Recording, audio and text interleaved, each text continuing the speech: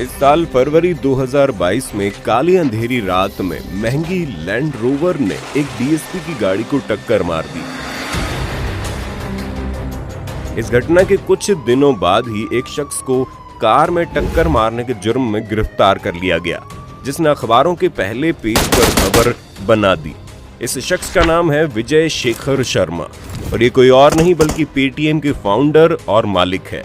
फरवरी में गिरफ्तारी से विजय के साथ जो खेल चला वो अभी तक रुकने का नाम नहीं ले रहा। आज पेटीएम के इतने बुरे दिन आ गए हैं कि देश की सेंट्रल बैंक आरबीआई यानी कि रिजर्व बैंक ऑफ इंडिया ने इसके बैंक पर ही बैन लगा दिया है। लेकिन ऐसा कैसे हुआ और ऑनलाइन पैसे का लेन देन करने वाली देश की सबसे बड़ी कंपनीज में से पेटीएम ने ऐसा किया क्या कि उसके बंद होने की नौबत आ गई है।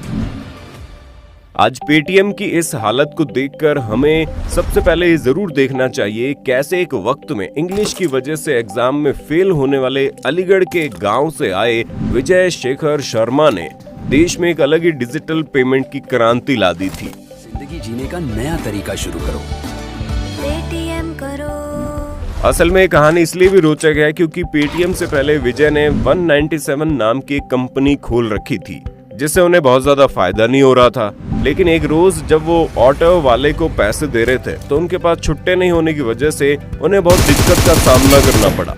उन्होंने ऑटो वालों को पैसे दिए या नहीं ये तो हमें नहीं पता, लेकिन इस सिचुएशन ने उन्हें एक आइडिया जरूर दे दिया कि सबके पास एक डिजिटल पेमेंट का ऑप्शन मोबाइल में होना चाहिए, जिससे कि जब चाहे इंसान अपने मोबाइल से ही पेमेंट बड़ी आसानी से कर ले। इसी आइडिया को लेकर विजय ने बहुत दिनों तक काम किया और फिर उन्होंने 2010 में देश को दे दिया पेटीएम, जिसका फुल फॉर्म अगर आपको नहीं पता तो बता दे, पेमेंट थ्रू मोबाइल। शुरू में अगर आपको याद हो तो पेटीएम भी मोबीक्विक और ऑक्सीजन वॉलेट की तरह सिर्फ मोबाइल और डीटीएच को रिचार्ज करने के काम आता था। लेकिन साल दर साल पेटीएम में सुविधाएं ऐड होने लगी और फिर रेलवे ने एक ऑप्शन के तौर पर पेटीएम को अपने पेमेंट ऑप्शन में जोड़ दिया, जिसके बाद पेटीएम का वॉलेट तो चल निकला। लेकिन पेटीएम की असली तरक्की की कहानी अगर आपको याद हो तो 2016 से शुरू हुई, जब मोदी जी ने पूरे देश में नोटबंदी कर दी। 12 बजे से 500 रुपए और 1000 रुपए के करेंसी नोट लीगल टेंडर नहीं रहेंगे और डिजिटल इंडिया के नारे पर जोर दिया, जिसके बाद एक कैशलेस और डिजिटल पेमेंट के ऑप्शन के तौर पर पेटीएम लगभग हर एंड्रॉयड फोन में इंस्टॉल हो चुका था। जिसके बाद तो मानो तरक्की पेटीएम के साथ चलती रही। उसी दौरान जब देश में यूपीआई आने की बात होनी शुरू हुई तो पेटीएम ने भी 2017 में अपना पेमेंट बैंक लॉन्च कर दिया, जिसके लिए पेटीएम वॉलेट वाले कस्टमर को कुछ करना नहीं था, सिर्फ उन्हें अपनी केवाईसी करवानी थी और उसके साथ ही वो पेटीएम बैंक के कस्टमर बन जाते थे। पेटीएम का ये आइडिया भी काम करने लगा और पिछले साल के वित्तीय वर्ष के आंकड़े के अनुसार पेटीएम पेमेंट बैंक में करीब 6.5 करोड़ अकाउंट खुल चुके थे। लेकिन दोस्तों, तरक्की जहां बहुत तेजी से होती है वहां सब कुछ सही ही होता चला जाए ये भी तय नहीं है।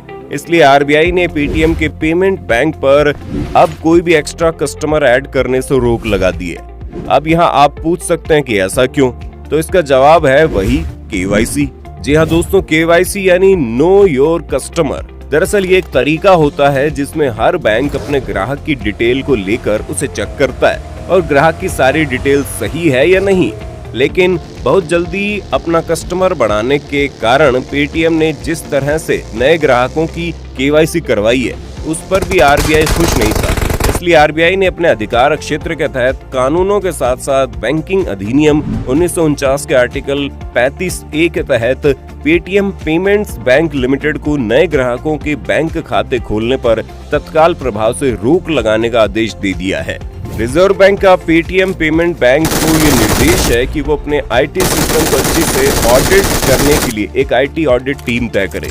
आरबीआई फिर बाद में उस आईटी ऑडिटर्स की रिपोर्ट का रिव्यू करेगा और उसके बाद फैसला करेगा कि पेटीएम पेमेंट्स बैंक को नए ग्राहकों को जोड़े जाने की अनुमति दी जाएगी या नहीं। आरबीआई के सख्त रवैये के पीछे सबसे बड़ा कारण ग्राहकों का डेटा ही है, क्योंकि देश में बैंकिंग फ्रॉड एक के बाद एक होते जा रहे हैं। इसलिए आरबीआई ने सख्त कदम उठाने शुरू कर दिए हैं। अगर आपको ऑडिट समझ में नहीं आया तो आपको बता दें, ऑडिट का मतलब होता है कंपनी अपने उस डिपार्टमेंट का एक रिव्यू करवाएगी, जिसके लिए रिव्यू करने की एक टीम होगी जो बाद में आरबीआई को अपना रिपोर्ट देगी।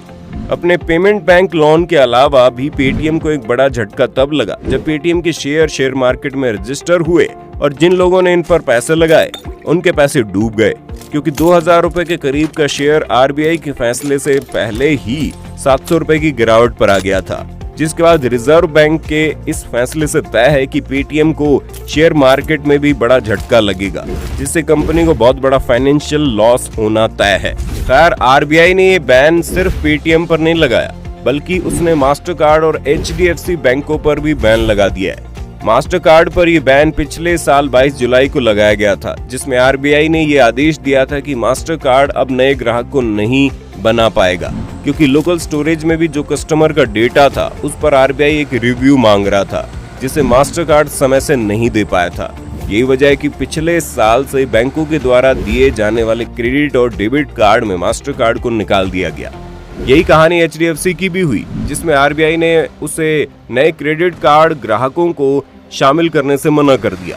खैर, एचडीएफसी को इसी महीने इस बैन से छूट भी मिल गई है, इसलिए देखना ये होगा क्या पेटीएम एचडीएफसी की तरह खुद को बैन से मुक्त करा पाएगा या मास्टर कार्ड की तरह मार्केट से हटा दिया जाएगा।